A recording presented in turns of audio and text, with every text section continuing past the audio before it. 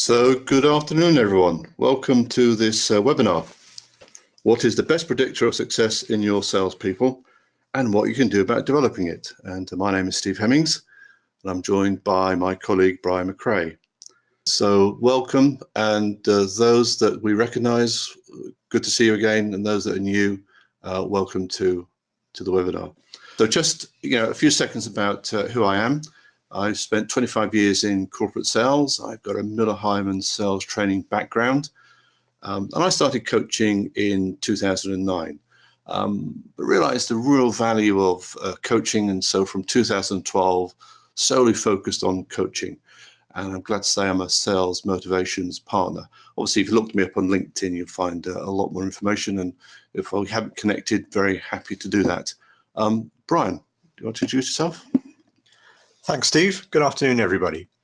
I have an unusual mix of experience. I am a psychologist who then went to work in sales and progressed into sales management and sales and marketing director, selling primarily big ticket IT products and services. And then since 2003, I've been working with other sales organizations to help them improve their sales performance by applying evidence-based psychological techniques. Thanks, Brian. So that's a little bit about us. Let's carry on and talk about our next slide. So that'll help us moving forward. So here's the agenda, 3 main points. What is the critical ingredient that makes a super sales star? How do we know that? And just importantly, how can we develop it?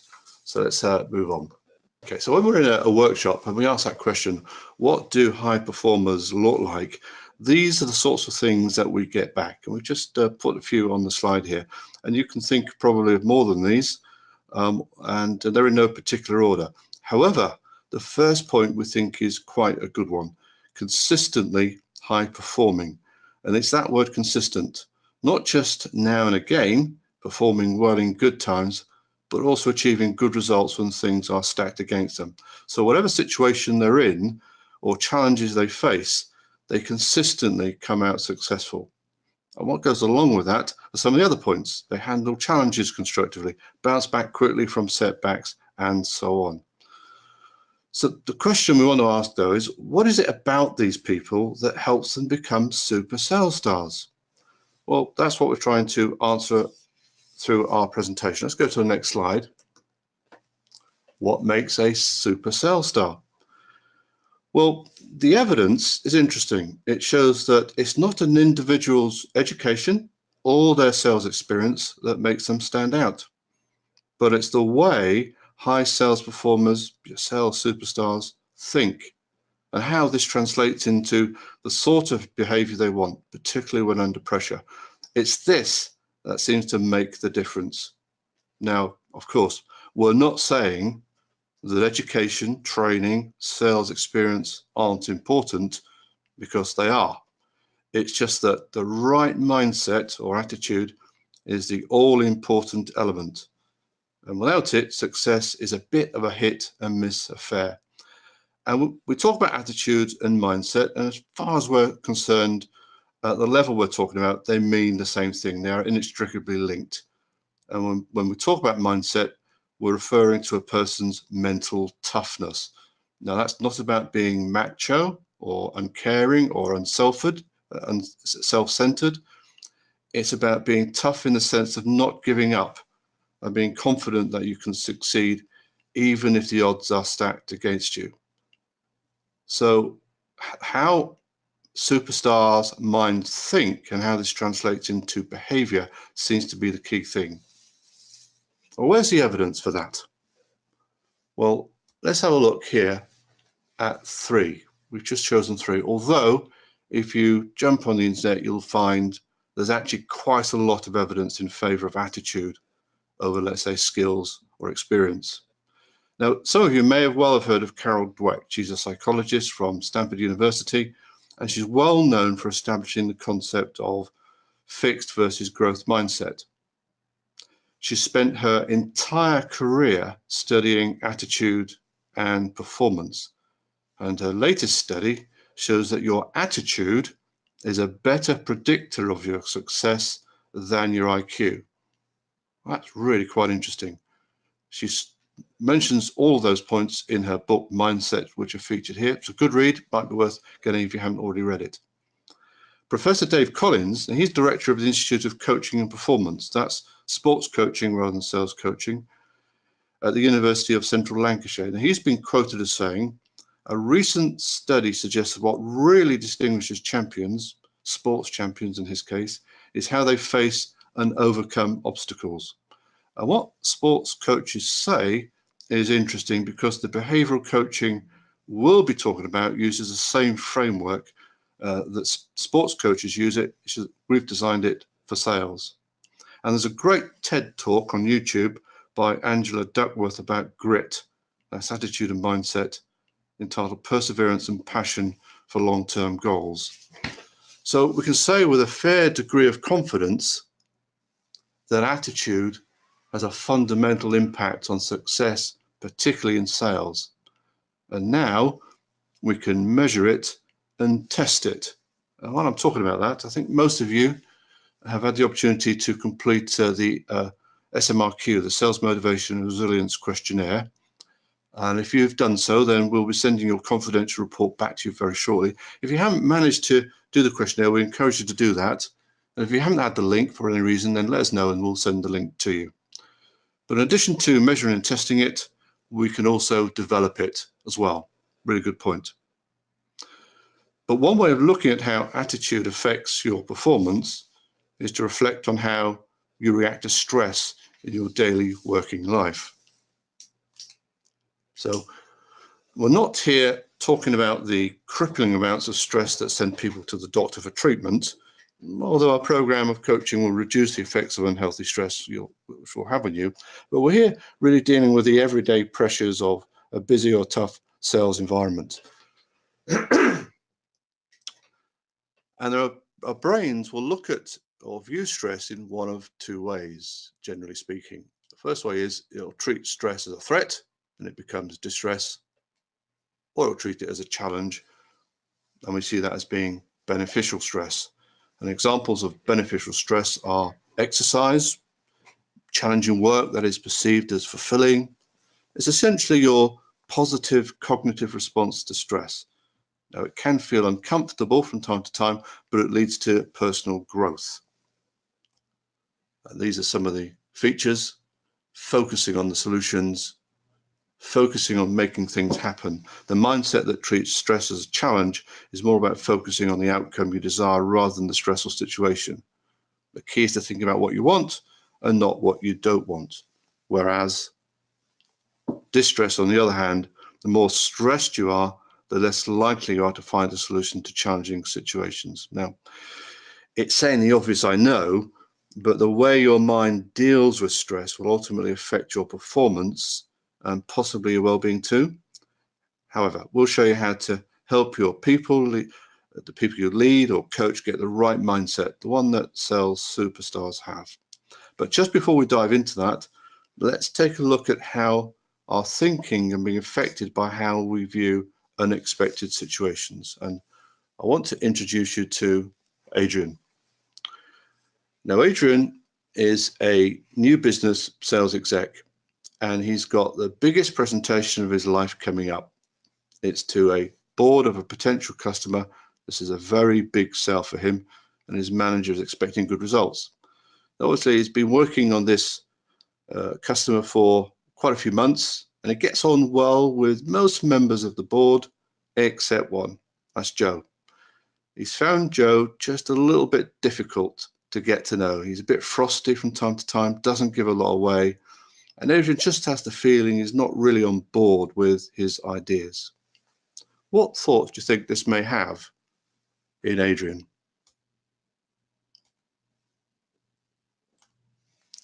So he thinks, Joe doesn't want to be here. He won't be attentive or receptive to my pitch, and now he's positioning the rest of the panel. This is going to be a waste of time. So he's made some assumptions on what he's seen. Now, he's made those assumptions because before he went into the presentation, he noticed that Joe was having a conversation with another panel member. He seemed rushed, frustrated, in even angry, and he's made some assumptions. Now, Adrian's thoughts have become negative because of that. What emotions do you think these thoughts will create in him? Well, we talk about the cognitive triangle of negative thoughts. And our thoughts or views of the situation have a very powerful effect on how we feel, which in turn affects our behavior. Now, Adrian may feel frustrated about the situation or worried about Joe's response in the meeting, and because of this, he will likely lack confidence, just go through the motions. As a result, when he begins the presentation, he may rush it, assuming that the panel will want to be quick. He could lose focus, forget the order of his presentation, find it difficult to connect with his audience. He may take the view, well, Joe threw me off balance. I couldn't concentrate because I knew he wasn't interested. Adrian therefore viewed the situation and the outcome as something that is happening to him. But in reality, it is Adrian's initial thoughts that have created an emotional condition which has inhibited his performance in the presentation. We call these automatic negative thoughts, hence the ANT. Now, the 12 most common automatic negative thoughts are listed here. Which ones do you think are affecting Brian's thinking right now? Could it be that Joe, it says here Brian, but we mean Joe, a little typo on our point. Could Adrian be thinking, excuse me, Joe is jumping to conclusions, mind reading or fortune telling, possibly? Top right, is he overgeneralizing? Well, look at what he's saying. Brian doesn't want to be here. Well, he's jumping to a conclusion there. These are senior executives. Are they likely to waste their time? They won't be receptive to my pitch. It could be overgeneralizing. This is going to be a waste of time. It could be magnifying, blowing things out of proportion. It'll take a little bit of work to really understand what's going on. But once Adrian really understands his negative thoughts, then he can do something about them. How else could he have thought about the situation? Well, if he'd managed to get hold of his negative thoughts and realize what they are, irrational, he could think differently. I wonder what's happening with Joe. He looks distracted, so he might need me to be a bit more structured than usual. And I'll probably need to check in with the panel more often during this presentation. So he's now thinking rationally, not jumping to any conclusions or overgeneralizing, and he'll come across to his audience with more confidence and conviction. He's more likely to get the outcome he really wants. And this is the point, that sales superstars are high performers. They think differently. The facts are that sales superstars learn to get hold of their negative thinking, realizing that often it's not rational, and they control their thoughts. And by doing this, they handle challenges constructively, bounce back quickly from setbacks, and keep pursuing their goals. The right attitude enables them to be more successful more of the time.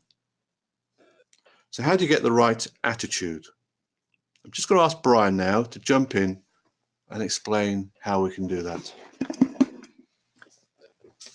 Thanks, Steve.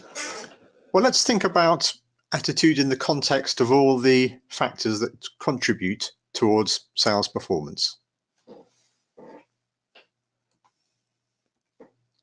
So if we think of everything that goes into the recipe, if you like, to make for a successful salesperson, there's got to be a good fit between the employee and the company. They've got to feel engaged.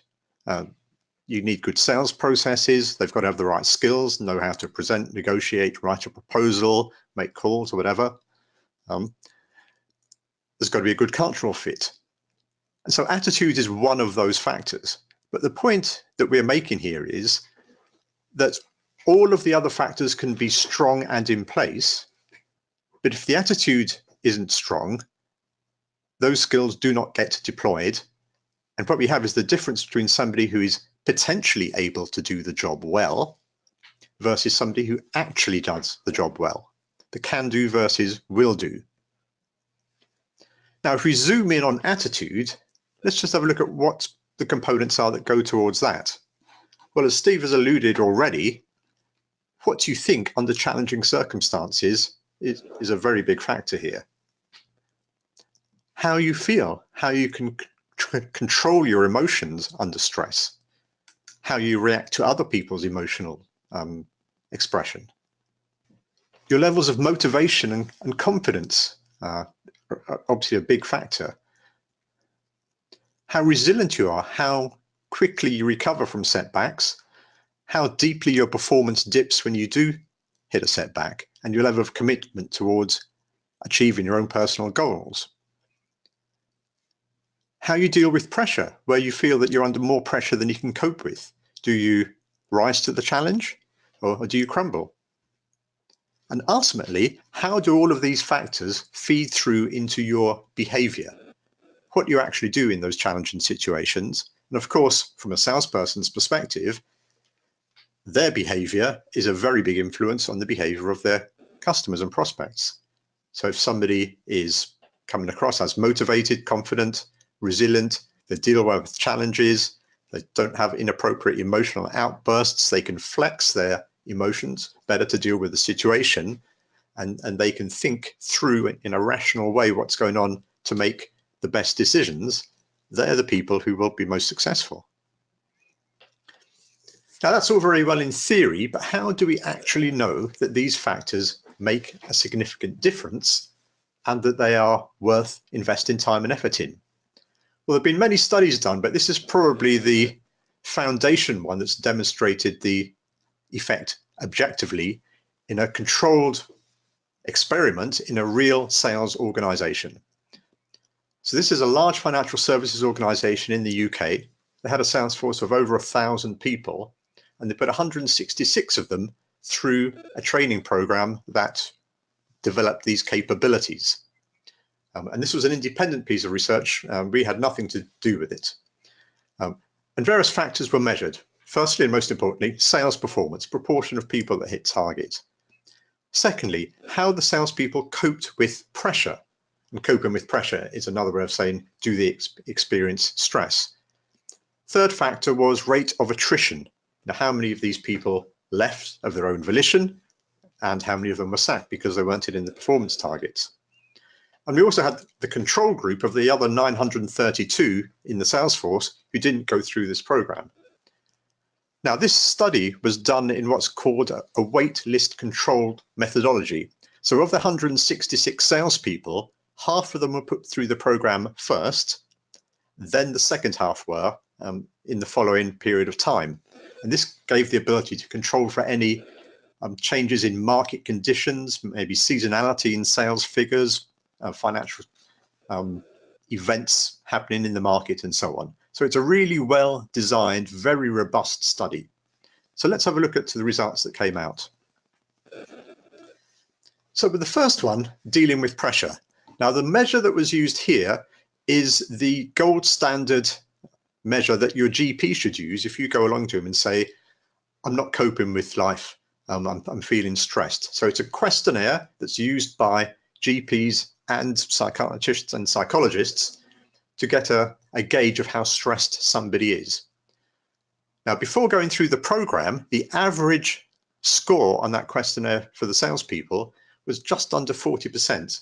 And that is high. So we're saying almost 40% of the sales force were on the borderline of being clinically stressed. And that compares to about 20% in the general adult workforce in the developed world. So this was a high stressed situation. After the program, just over 5% of the participants were achieving that same level of stress. So a massive improvement there in how they were coping with challenges. And as you might expect, that feeds through into their performance, into their attendance, into their engagement, into their confidence, into their motivation, and so on. Of course, ultimately, what we're looking for here is high sales performance. And we had 20% more people hit target from the groups who went through the training versus those who didn't. And this wasn't just a short-term effect. This 20% difference was still measurable and was measured 2 years after the end of the program. And we think it's actually something that will carry on for life for these people. So that's a dramatic improvement. So the question is how best to develop these capabilities in people. We know we can measure them. We know they make a difference. So what's the best way of doing it? We have various approaches that we take. And in our experience, the best approach is a blend of different learning methodologies spread over time. At the core of that is coaching. And that coaching can be face-to-face, individual, group, remote, and it can be delivered to a certain extent through e-learning as well. Now, the implementation projects that we've done for clients have been different in every case. It depends on their logistics. Things like, are all the salespeople in the same place? Are they spread around the country or around the world? Do they all speak the same language? How much time do you want them to spend on this program? How much of it do you want to be face-to-face versus digital and e-learning? What budget do you have? How quickly do you want it done? Do you want it customized to your organization, your market, the particular sales challenges that your people face? So all of these feed into coming up with the best approach on a case-by-case basis. But it's the coaching and ultimately the participants learn to coach themselves that makes the big difference when they put it into practice. Now, Steve's already mentioned that the framework and the methods that we use are, to a large extent, very similar to what top sports people and athletes do. And when we are positioning this approach to a sales force for the first time, and we do recommend there is a positioning activity before they embark on it, we talk a lot about sports people and athletes because they can relate to it. And if you look at many of the great sports people and athletes, you'll find that they've given quotes to the press and so on about how the thing that makes the ultimate difference as to whether the ball goes in the back of the net or whether they're the person that lands the knockout punch or they're the first person over the line is what goes on in their head. So they're saying themselves that it's not just being the most skilled, the fittest, the fastest. It's how you deal with that pressure in the moment. And that's very much driven by how you think and how you react to pressure. Now, just giving a quick tour around some of the resources that we use for delivering this training.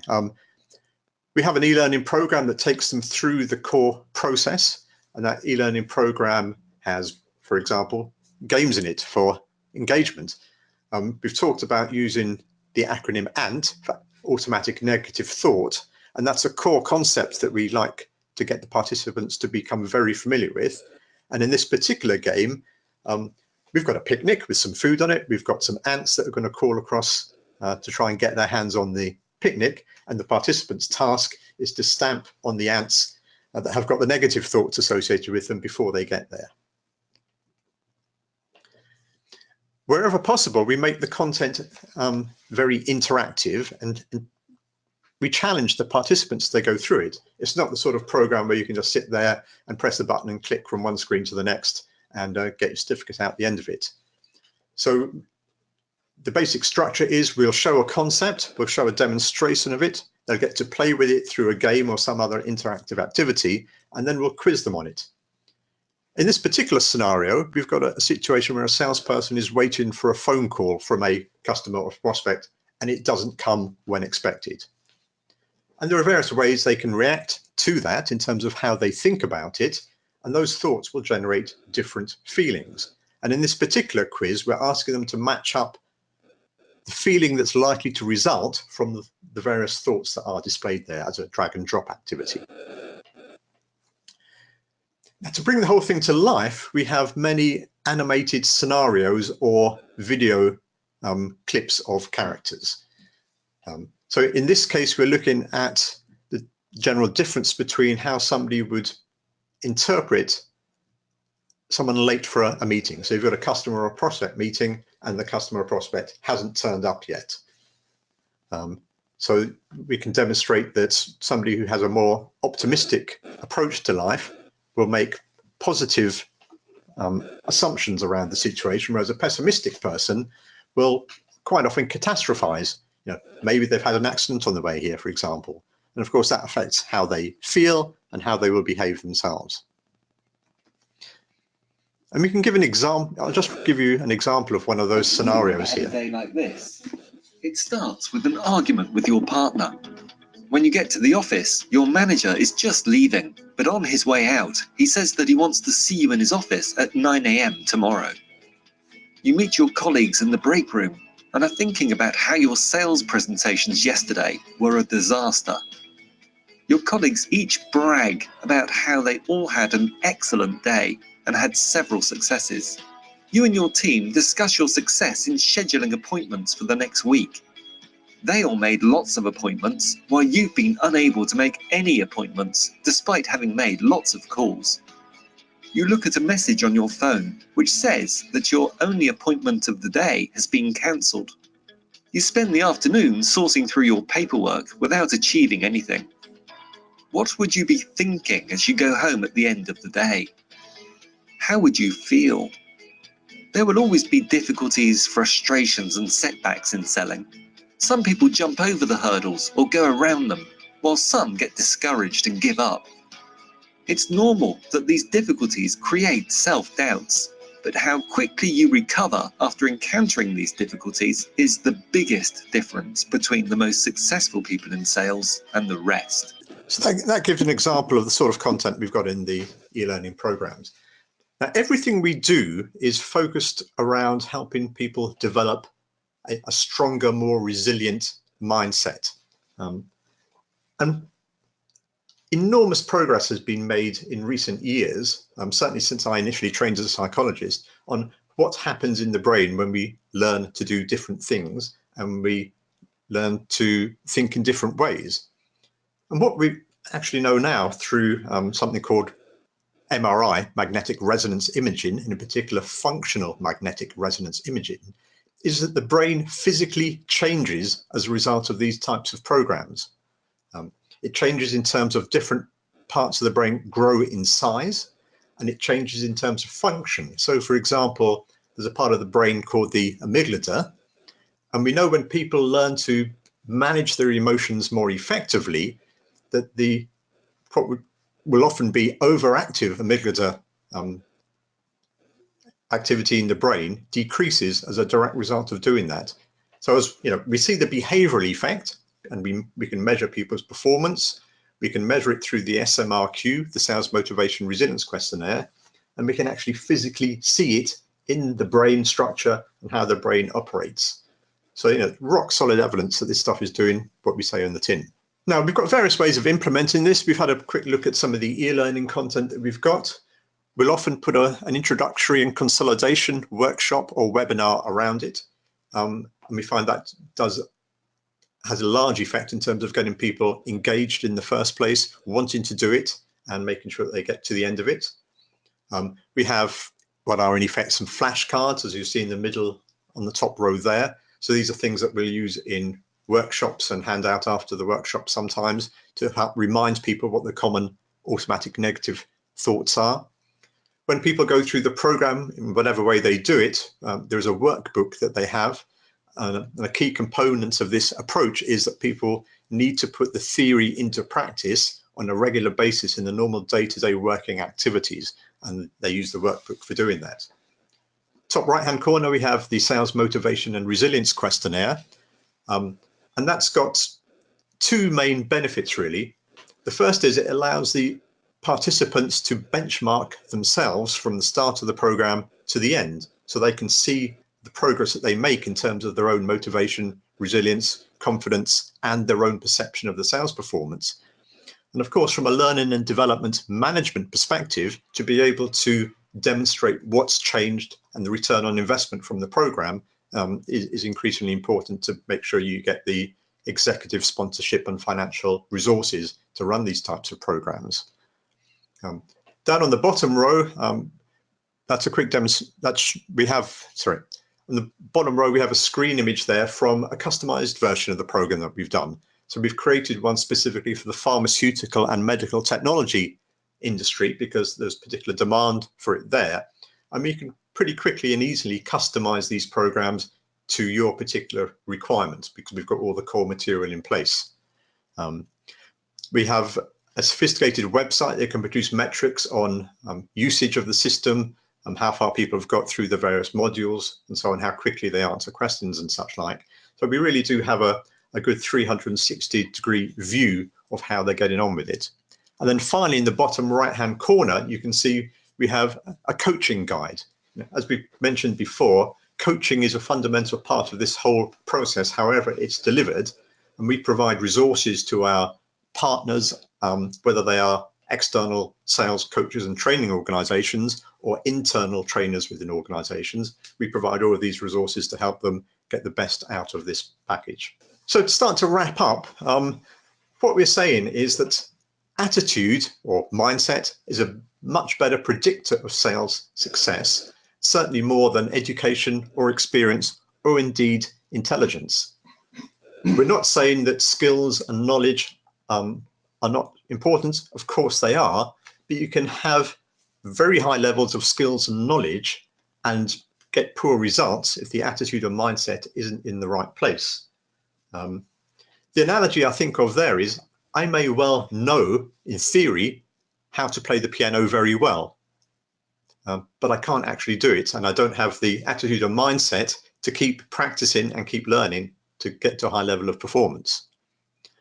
We know from the research that sales superstars have got the right attitude and mindset, and that they're able to step back from their thinking in moments of challenge and stress and to choose how best to deal with it, manage their own emotions more effectively, behave in the most appropriate way, and get the best results from it.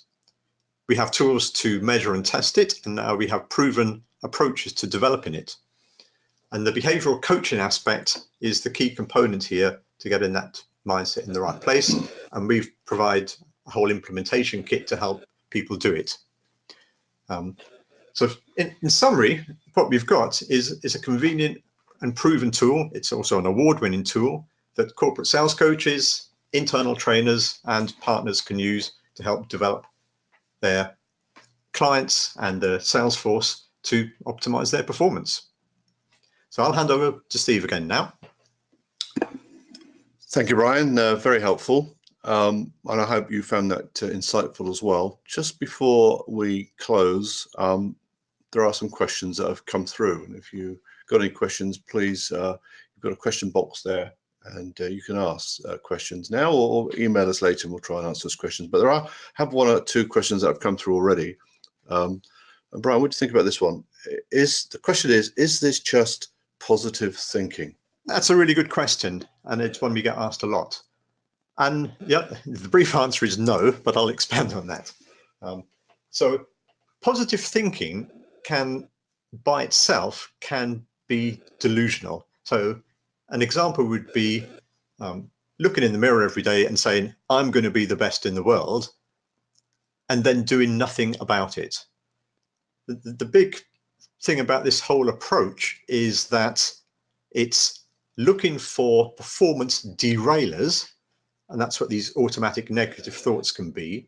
It's analyzing them.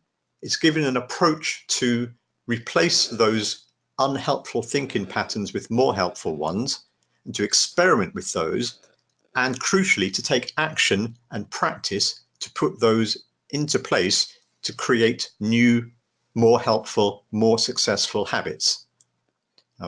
So it's not just empty, happy, clappy, think positive.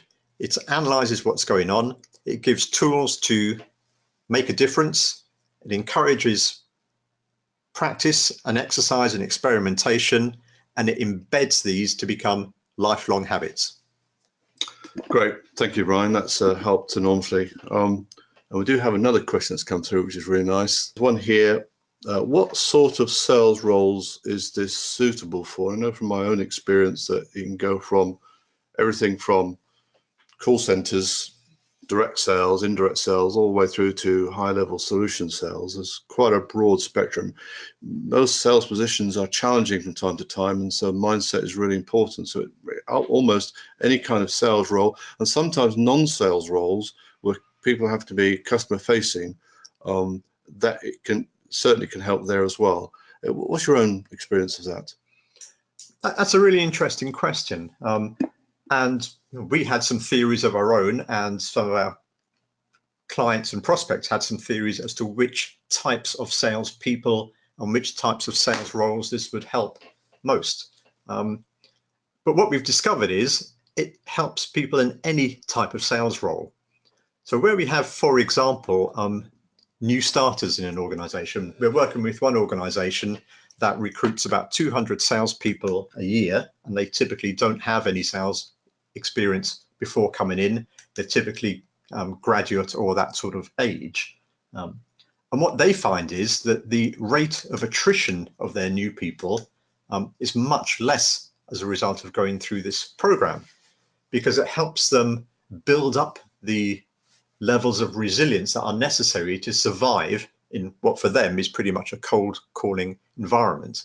So it really does zoom in on the factor that makes the difference as to who's going to succeed and who doesn't.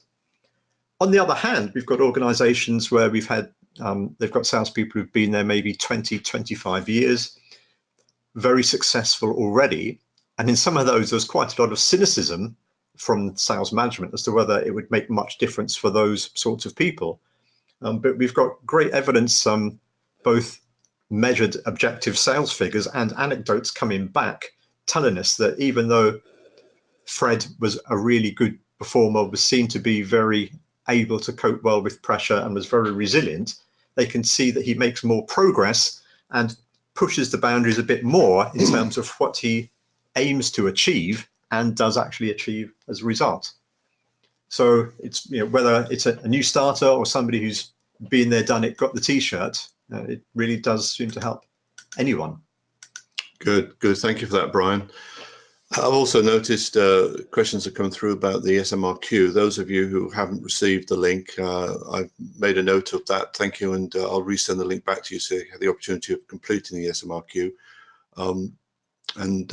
Yes, so we're very happy to do that. And those of you that have filled in the questionnaire, you'll get your SMRQ report back to you within the next day or so. So that seems to be the end of the questions. Oh no, I tell a lie, there's one more that's come through. Very good, thank you. Are the sector-specific courses available for partners to use? Yes, so we're on a journey of producing sector-specific versions of the program. The first one that we've started on is pharmaceutical and biotech. We've got the first module of that created now, and the rest are in the pipeline. We expect that the second one is probably going to be IT and high-tech services, but these are, to a certain extent, demand driven. So where we have an organization that has many salespeople and wants a customized version, or where we have a particular market segment where we're seeing particular interest, they're the factors that will drive where we create the customized versions. It's also worth saying that there are different levels of customization that we can do.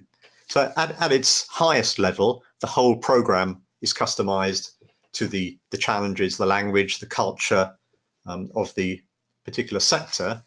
But at the lightest touch level, things like just the blueprint workbook, where the tasks and activities are documented and recorded, that can be customized much more quickly and easily. So that can be done in a matter of days. So where there is a potential customization requirement, certainly talk to us about it, and we'll see what we can do within the timescales and budget and volumes and demand that you have.